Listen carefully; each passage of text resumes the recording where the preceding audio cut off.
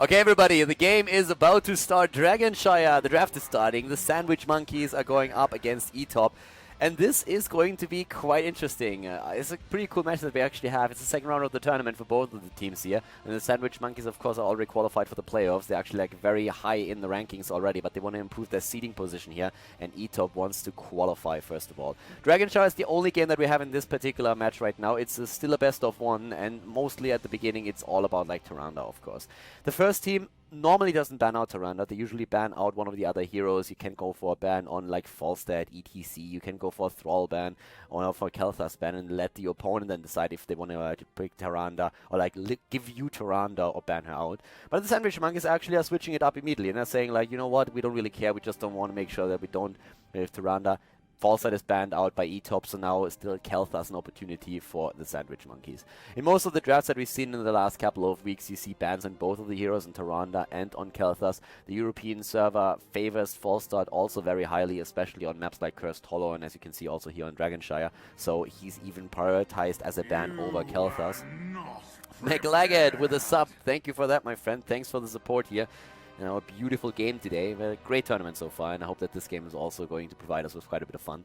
Khaldor's already in, so it's going to be the chain bombs. The roof's going to be on fire here. And eTop, they have a couple of choices. You could go Mirrodin, Jaina. You can go into an early Thrall here if you really want to have the hero. So there's a couple of things that you have to think about. Zagara is amazing on this map, so you have to really just like think about, okay, what kind of composition do we want to draft here? Do we have like a focus on Thrall, which is the case, or do we go for something else where we try to dominate the top lane with the Zagara? With Thrall already picked, I mean, you can still go into a frontliner, you can decide to go for a bit of range damage here, drop that Zagara for lane control, so there's a couple of options of what you have.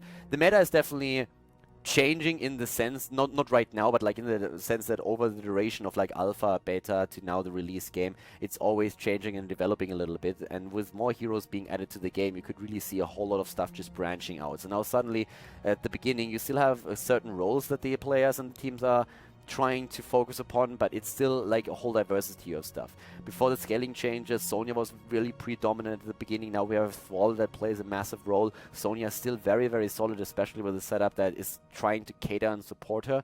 But so there's a couple of shifts happening, even though, of course, the most part is still focusing on that Tyrande, which eventually is going to get a bit of a nerf since Dustin Browder already confirmed that. eTop for now, they drafted Jaina here. So Jaina taken away from the opponent. I can promise you that one of the thought processes that they definitely had was also the Zagara that I mentioned before, and that the Sandwich Monkeys are now locking down here. So Zagara is probably going to try and dominate the top lane, which more or less gives you a guaranteed shrine if she plays it nicely, and is questions who's she going up against. Sometimes we even see a Chen being drafted, especially on Dragonshire, against Zagara, because he's one of the few heroes that can act as a lane bully versus Zagara and can actually win a lane against her. So that is pretty good. It has happened in the past. Dignitas, for example, has drafted Chen a couple of times against that, and the Sandwich Monkeys, I think, have done so as well, but I'm not quite sure if eTop would really be willing to commit to something like this. Mirrodin already chosen here, and eTop definitely has to think about, okay, who's going to take the top lane? You can go into a TSaM against Zagara, you can go into a hero like a Chen, as we already said, maybe a Leoric, but you need someone who can really, like, counterbalance a bit what Zagara brings to the table for the Sandwich Monkeys, at least at the beginning of the game, when it comes to the control. Taking Mirrodin here serves two purposes for Sandwich Monkeys. First of all, they themselves get a very, very strong frontliner, but they also deny to the Jaina composition. A lot of the damage that Jaina has comes from Blizzard, and to make sure that you hit both of these waves, pre-stuns are very, very common. That's where Mirrodin, Tyrande, and Jaina just establish themselves as such a dominant and powerful composition if you get the double stun in and then the Blizzard. But with Tyrande banned out, even the stun on Mirrodin Stormbolt with an immediate Jaina Blizzard can be incredibly nice, so that could be pretty cool. TSaM is actually in this case even banned out by the by eTop, so they don't want to use TSaM against the Sandwich Monkeys. No Oracle to take down creep tumors, nothing along those lines. It's a pretty interesting ban, to be honest with you. It's one of those bans that I personally don't really know if I agree with it. I think one of the reasons why they ban him out is because the Sandwich Monkeys in the past have played TSaM as a solo support a lot, especially on Dragonshire, very successfully at that. But I could have really seen eTop pick TSaM instead of banning him here and making sure that they have, first of all, Oracle against the creep tumors of Zagara, and also a hero that has a little bit more pressure there. They go into ETC, could combo it off with an Uther, but nope, they go for the old school variation. It's not really like old school, but it's trying to save the same purpose. You go into Sanctification plus ETC Mosh Pit, and you get a very, very solid ultimate and a Wombo combo potential out of this one. At the same time now, looking at the supports, we still have only 2 supports banned out, Tyrande and Tassadar. So there's a Charism available, you have Uther available, 2 of the heroes that we see the most here. Brightwing every now and then sees some action in the European scene. But the Sandwich Monkeys for now, what they definitely need to think about is, first of all, what's our healer? It's a few that I already mentioned. And then, do we add something at the front line? Do we add, for example, that Sonya? And I would like Sonya. If you go into something like a Charism or an Uther, and then you pick a Sonya next to it, then you have a very, very sick setup that can really work here. But they go into a Johanna as the second frontliner here. So not that Bruiser-type Johanna, but instead they go, sorry, not Bruiser-type Sonya, but instead go for Johanna here. I mean, Johanna helps with another stun that they have against the potential ETC Mosh Pit. They have the Blessed Shield then. They have Muradin with the Storm Bolt. They have the Maw. They have actually like a lot of talents that can interrupt the Mosh Pit on ETC if Tyrael is not fast enough with the Sanctification. So that definitely helps. It's a ton of lockdown that they're currently running with here. And Johanna is per se also a very strong hero, and one of those heroes that is incredibly difficult to take down. Can peel amazingly well with Condemn. Muradin and Johanna at the front line. This is absolutely sick.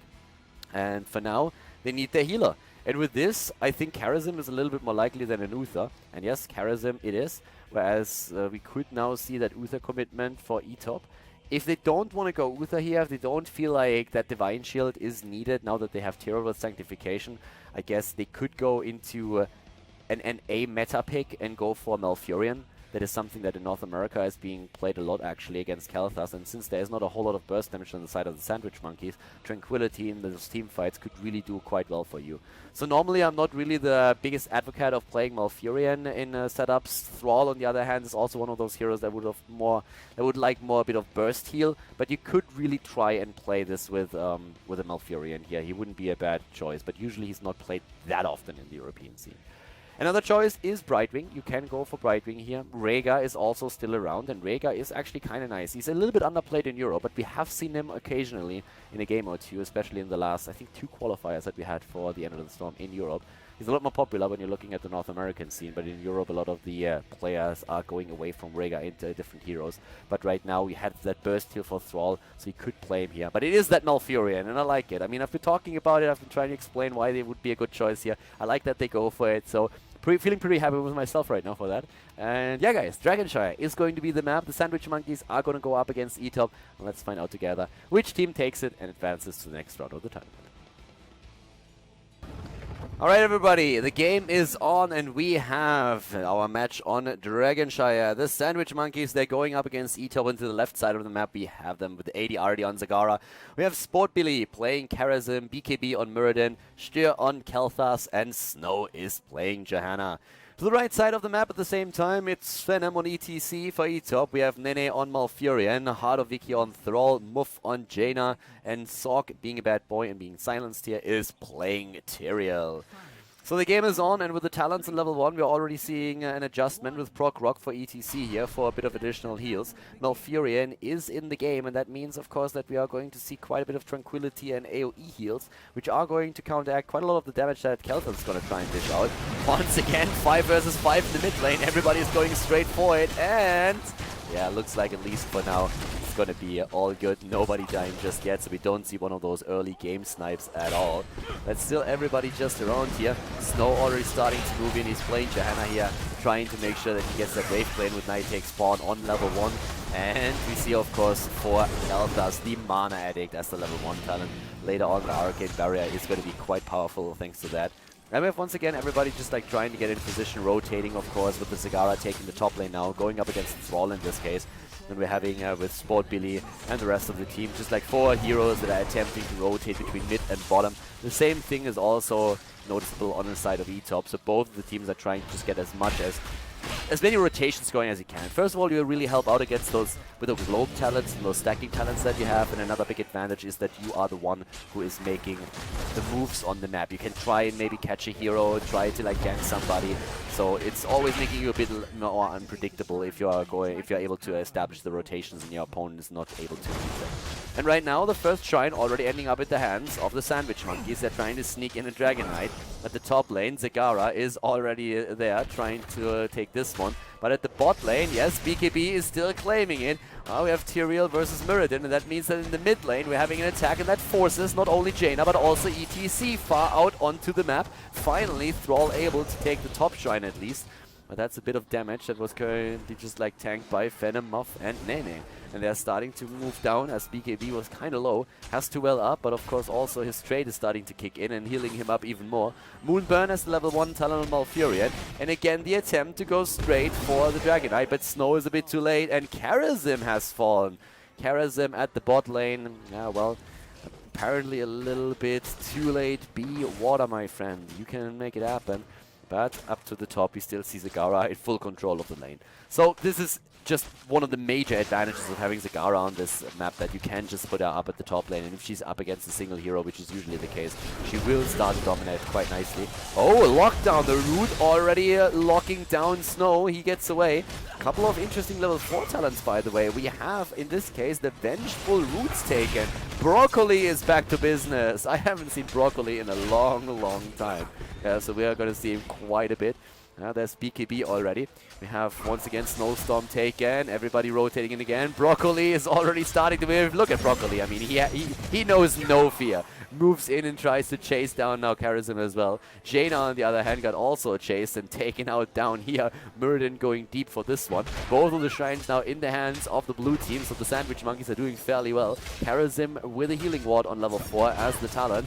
And they're starting to get the Dragon Knight and move straight into the middle of the map. We have at the same time the Envenomed Spines taken. After Reverberation, it is classical talent. Thunderburn taken for Mirrodin. Netherwind also the choice. NPC for Johanna, the Laws of Hope. Heart of Vicky just barely survived at the top lane here. ADR is also fairly low, but Venom is very much alone against these 3 heroes, and there's not a whole lot they can do. Rotation into the mid lane from Johanna, starting to move over here to help out BKB a bit, or just moves down to the bot lane to soak the experience there. The team is heading into level 7, the blue team that is. Even interrupting Nene here. Once again, we could see the Roots here. Broccoli could appear again. Level 7 talents now bring us, in this case, the Echo of Heaven. They're having also Fission Bomb, plus the Crusade marches on. So even the cooldown reduction on the Iron Skin shows no battle momentum taken here, no conviction. Those are the 2 classical talents to take on Johanna. If you're trying to just have a bit of a faster engage, or if you're simply attempting to reduce the cooldowns that you have. But in this case, it's the Crusade marches on, so trying to have that cooldown reduction coming into play. By the way, Tyrael, we haven't really talked about him yet, but of course, him being one of 2 utility tanks, I want to say. He went straight into Regeneration Master and Amplified Healing, and on level 7, we're probably going to see him with the battle momentum anyways. Follow through for Thrall, and ADR is at the wrong side of the map, very much trapped here. And Sport Billy is looking at it, was just like, he looks at it and says like, yeah, dude, I could dash to you, but screw that. You are done for. So yeah, he moves away here. We have also now Enduring Growth taken for Malfurion. But yeah, Zagara definitely caught in a very awkward spot, and that didn't really help. Went, by the way, into Rapid Incubation on level 7, with the Just Keep Rocking now complementing the Proc Rock on ETC's level 1. So pretty solid talents overall, and solid builds here. The biggest adjustment probably the Healing Ward of Karazim, and also Broccoli, the Vengeful Roots here for Malfurion. Those are probably the biggest adjustments that the 2 teams made right now on the level 4 and level 7 talent. Overall, we have a couple of walls destroyed, a slight lead in experience by roughly half a level for the Sandwich Monkeys. And they are doing pretty well here. I mean, they're looking at a very solid situation right now. 1 kill against 2 kills, but still the lead in EXP. And as long as we have up at the top lane, ADR just pushing this in, it's going to be all good for them. The creep spread is very solid. He knows exactly what's happening, so it's not like they can try and gank him here. But what he's going to try and do next is eliminate that well. Once the well is down, it's going to be even more difficult for Thrall to really get something done here. Snow in the mid lane on this Johanna, so of course not really in trouble. I mean, he's just like moving around a little bit, making sure that he controls the lane, gets the experience in, pushes it back. But there's nobody that can really take it down as long as he has his Iron Skin up, and his cooldown is already reduced quite a bit thanks to the Crusade marches on. Level 10 talents are now ready, and well, up at the top lane, ADRD saw that coming from a mile away thanks to those creep tumors. The shrines are ready now. BKB already going for exactly what I've been talking about at the top lane, the well. And they go straight for the kill against Jaina, and they get her. Styr moves in, and she is gone. Great kill. They see an opportunity and they take it. Use the Phoenix here. We have also more Divine Palm, Avatar, and Blessed Shield on their side. And at this point now, as you can already tell, we are having still pressure play at the bottom where Phantom is suddenly in trouble. And he gets away. And both of those shrines are going to end up again in the hand of the Sandwich Monkeys. Finally, the level 10 is about to hit for Team eTop, but they need to somehow just try and get a shrine now. Zagara at the top lane is mawing Thrall so that they have the time to get the Dragonite, and that works out. Great maw, very well done. It buys some precious seconds that allow the team now to go in and get again the Dragonite for even more lane pressure. At the top lane, Malfurion, Sundering is trying to save him. Broccoli is also again in play. I love that plant. It's just absolutely amazing. Vegan Malfurions will always skill Vengeful Roots. Having a little bit of Broccoli in the game is definitely enriching every single Heroes of the Storm match. He was like really broken in the alpha, by the way, at some point, but yeah, not so much anymore. But it's actually kind of interesting to see that they take it. One of the things that definitely works as well is that Broccoli can of course block a lot of these stuns like Blessed Shield, like Venge, like Netherwind, Gravity Lapse, and Storm Bolt and stuff like that. So that can work. If you have a lot of those minions around, that works out quite nicely. Once again, here comes the move against Zagara. Zagara on the run. Phantom getting healed, and so does ADRD. He gets away for now, and Malfurion with Tranquility keeps everybody alive here. They didn't get a chance yet to use the Mosh Pit, and they're actually following BKB, but they're not going to be able to make anything happen here. So overall, a very cool defense here. The problem is that it was a 4 versus 5, and that during all of this, Johanna was still at the bot lane. Snow is currently attempting to take down one of those forts here. Not really able to completely take it apart, but still, it puts a lot of damage on it. BKB, on the other hand, is starting to have a problem over here. Nice, walks in, tries to trigger the Divine Palm. They lose Charism, so it's still a kill against the Sandwich Monkeys, but they are 1.5 levels roughly ahead in this game. And it's, again, only 4 heroes that were down at the bottom of the map. Up at the top, we saw Zagara just go for even more pressure, and she has taken down the well by now, so that gives her an upper hand on the lane. For sure, Thrall is not going to have a fun time whatsoever. The level 13 talents now also in play, and that means that we're having an opportunity for them to maybe capitalize on those early chain bombs now. So chain bombs are in play. We have also another trait talent taken for Johanna with Hold Your Ground. So she's really going to be very, very safe here, nearly unkillable, especially of course with the Crusade Marches on here. If you get those abilities in and you lower the cooldown, if you spam those out, then you're in a great position.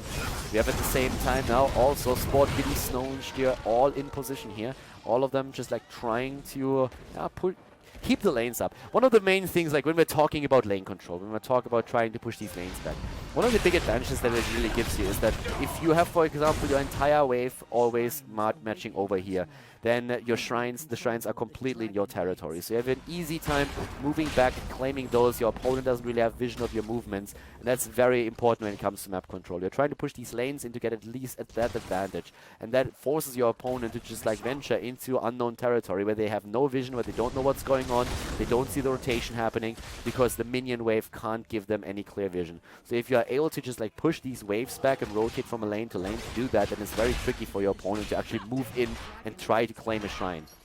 13 talents versus 13 now as we are fighting for the next one here. And with that, we have both of them taken again. Muradin in the middle, already trying to go for it. Ice block, by the way, the Talon Malfurion. Not willing to give that up. Already down here the fight, but in the mid lane, it looks like Phantom is in trouble. ETC is about to dash away here. Tranquility had to be triggered. We have an Ice block on Jaina as well. Nice more to counteract that Tranquility. Great play, and now Ice block is being used, but it only delays the inevitable. He dies as well. It's a double kill again against eTop. The Sandwich Monkeys, they are showcasing once again that they have absolutely amazing players in their setup. A great lineup actually, with players from the former Team Rocket, Virtus Pro, Dignitas. Like, they have so many good players in this setup. Already a bit of stepping in the mid lane by BKB. Like, he wants to go for the Dragonite, and there it is. It's such a great objective. I mean, like, you turn into a dragon with a battle axe. I mean, what more can you wish for? And you can punt heroes away, which is just incredible fun. So Ford at the top lane is down. BKB moving over, and they have now not only a 2-level lead, but also a talent lead, which puts Stoneform into the hands of Muradin for the extra survivability, and we're seeing the Circle of Life. And we've been talking already quite a bit about like the extra heal power that you get out of all those melee heroes that are in your setup if you go for the talent. Survivability throughout all of those talents except for Zagara, who went for the double Hydralisk with the Blue expansion. Arcane Barrier, imposing presence, and I mean the objective here is of course to take at least one of those keeps down, and they are going for it. BKB does the extra damage now with the Dragon Knight against structures, and that's just brutal. You should always really try to just like take down structures and not really brawl with your opponent. And oftentimes you really see just heroes in Quick Match, in Hero League, just rushing with the Dragon Knight too early, not realizing how much time you actually have on this thing, that you can wait for your allies to join you. Yeah, Venom was trying to go for a Mosh Pit, that didn't work out. Mosh Pit attempt, Sanctification used, but the cooldown is ready. Sanctification was too late, the Mosh Pit got already interrupted by the time. Blizzard is dropping, and Malfurion, oh, the rule! The ball, baby! And the Storm Bolt, and there we go, 1 down, 2 down. It's a slaughter, it's a massacre. Oh god, eTop, they get taken apart. Vicky runs up to the top, Sorg is moving away there as well. The idea was good, Mosh Pit on ETC and then a follow-up with a quick move straight into Sanctification would have been amazing. But as it happens, that didn't work out at all for them. Sanctification just hitting a bit too late, the Mosh Pit already interrupted, and after that they are losing way too many hit points. Zagara sees the opportunity for a more, and they follow that up right away with that Stormbolt on Murden. Didn't get the opportunity to lock them down even harder, but the double kill alone was already worth it. A 3-level lead now with 6 kills against 3, and we're seeing another wall destroyed with those Siege Giants being put to some use. Thrall is at the top lane, desperately trying to get some experience for his team to bring them to level 16 so that they can at least fight on even talents, but that's not really happening anytime soon. They're jumping for Zagara, but Phantom is incredibly low. Sundering might save him. Sanctification used to Mosh Pit, catches one, but ETC is dead. Stier blew him away with those chain bombs, and now we have the Blizzard dropping in as Thrall dies as well. Sport Billy keeping himself alive. He has the palm still ready. Tyrael moved away and is actually going to escape here. Muradin is attempting to maybe follow this up with another kill, but it's not going to happen. The keep is falling though, so this is keep number 2 eliminated by the Sandwich Monkeys, and the shrines have been announced. They will be ready in 12 more seconds, meaning that Thrall is not even going to be on the map once that happens. So Snow and the rest of the team, they're already starting to rotate up to the top lane, up to the bot lane, going straight for those shrines and trying to sneak another Dragon Knight in. And if they can actually make that happen, if that Dragon Knight, they're not even trying to deny it, that Dragon Knight could potentially end the game. At least he's going to take down the last keep. But yes, BKB gets the Dragon Knight again, and now, of course, they're eager to take this out. Level 16 talent, they're finally ready, and with this, we're having the hardened focus on Malfurion. We're not seeing the Tenacious Roots here. Instead, it is the cooldown reduction that we're seeing. Holy Ground has been played. We have Tempest Fury, there's Northern Exposure, and the Dragon Knight is dancing! Somebody is partying because he's waiting for the rest of the team to arrive. Was nothing to do, just showcasing exactly what I've been talking about earlier. You need to wait for your mates. There's a little bit of an attempt to maybe end the game, or like at least come back with a flank. The only thing that they can do, they go for the flank, but that was already anticipated. They go for a Snow, that's not going to work. The Dragon Knight is already on the core, by the way, and they are just buying time. They are only buying time right now, and that fight is still ongoing.